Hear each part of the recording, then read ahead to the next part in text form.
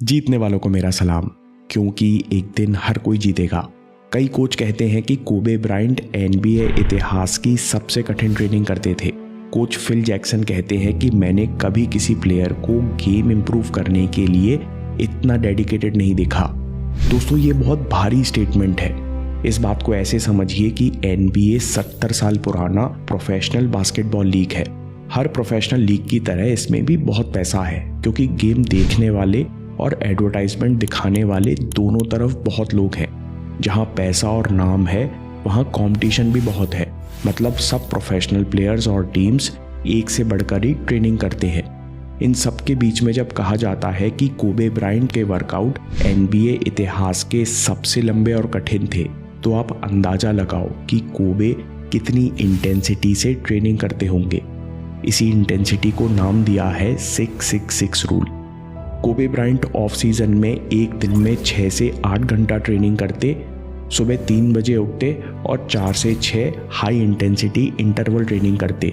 फिर 9 से 11 basketball drills, 2 से 4 स्ट्रेचिंग करते और शाम को 6 से 8 वेट ट्रेनिंग करते।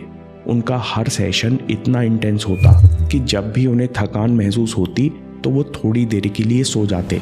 कोबे ब्रायंट कहते हैं कि करियर के आखिरी 10 सालों में मैं कैटनैप्स यानी छोटी नींद में एक्सपर्ट हो गया था। 15 मिनट आंख बंद करके लेटने से मुझे पीक स्टेट में बने रहने के लिए काफ़ी एनर्जी मिलती। दोस्तों, इसमें छिपा हुआ लेसन भी है। जितनी इंटेंसिटी से आप काम करते हो, उतना ही ध्यान आपको आराम का भी रखना होगा। फिल जैक्सन, जो कोबे ब्रायंट के कई सालों तक कोच रहे, वे कहते हैं कि जब हम सुबह बास्केटबॉल ड्रिल्स के लिए स्टेडियम पहुंचते, तब कोबे अपनी कार में सोए हुए मिलते।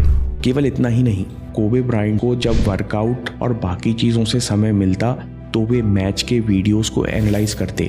कोबे ऐसा इंटेंस रूटीन हफ्ते के 6 दिन और 6 महीने लगातार करते। इसलिए इस इंटेंस रूटीन को 666 रूटीन कहा जाता है। दोस्तों, काम, पढ़ाई और ट्रेनिंग तो हम सब करते हैं, लेकिन इतनी इंटेंसिटी बनाए नहीं रख पाते। जिस दिन पूरी लगन से काम करते हैं, उस दिन अपने बारे में बहुत अच्छा लगता है, सेल्फ रेस्पेक्ट बढ़ता है। अब दोस्तों, आप सोचो कि अगर आप कोबे ब्रायंट जैसे अकेले में हर दिन 6 घंटा पूरी इंटेंसिटी से हफ्ते के 6 दिन काम करो, तो 6 महीने में आपकी सोच और कॉन्फिडेंस किस लेवल पर आ जाएगा। कोबे ब्रायंट 20 साल तक एनबीए में डोमिनेट करते रहे। उनके कोच कहते हैं कि करियर के आखिरी 10 साल में एथलीट के शरीर की उम्र बढ़ जाती है, तब भी कोई यंग प्लेयर कोबे ब्रायंट के वर्क एथिक को छू नहीं पाया। दोस्तों, हम यह पूछ सकते हैं कि इस इंटेंसिटी से जीने वाले कोबे ब्रायंट का माइंडसेट कैसा था। Outwork the competition. Kobe Bryant कहते हैं कि जब आप अपने कॉम्पिटिटर से कई गुना ज़्यादा मेहनत करते हो, तो आपको वो मास्टरी और कॉन्फिडेंस महसूस होता है जिसे फेक नहीं किया जा सकता। और इस कॉन्फिडेंस के कारण मैच और जीवन में मैं अक्सर नो लूज जोन में आ जाता, जहां हार के बारे में सोचना भी असंभव होता। कोबे कहते हैं, इस जोन में मुझे महसूस होता कि मैं हर हाल में जीत के ही रहूंगा। जब आप 100% जीतने के लिए खेलते हो, तो उसे कहते हैं किलर इंस्टिंक्ट। इसी किलर इंस्टिंक्ट के कारण उन्हें ब्लैक माम्बा कहा जाता है।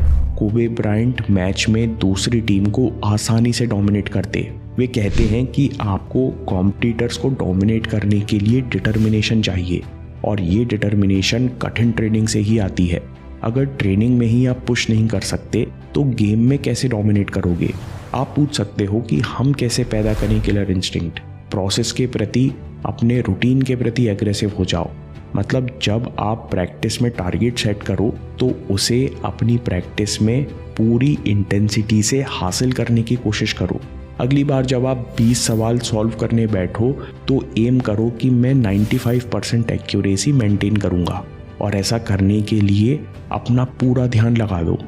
जैसे माम्बा शिकार को देखकर पूरी ताकत से झपट्टा मारता है और तब तक अटैक करता है जब तक शिकार खत्म ना हो जाए, वैसे ही हमारी प्रैक्टिस का भी यही हाल होना चाहिए।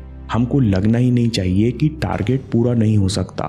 जब प्रैक्टिस में किलर इंस्टिंक्ट होता है, तो उसे कहते हैं माम्बा मेंटालिटी। कोबे इस बारे में बड़ी इंटरेस्टिंग बात कहते हैं। वो कहते हैं कि कई बार ऐसा होता है कि आप खुद को पुश नहीं करना चाहते, फिर भी आप थकान और चिंता को छोड़कर खुद को पुश करते हो। इस मेंटल स्टेट तक पहुंचना असली जीत है। Reaching this mental state is the dream, क्योंकि इस मेंटल स्टेट में आप खुद पर विश्वास करना सीखते हो। दोस्तों, इस मेंटल स्टेट में जाकर जितना अच्छा महसूस होता है उतना मज़ा किसी और चीज़ में नहीं आता। तो आपको 666 रूल के लिए क्या करना चाहिए?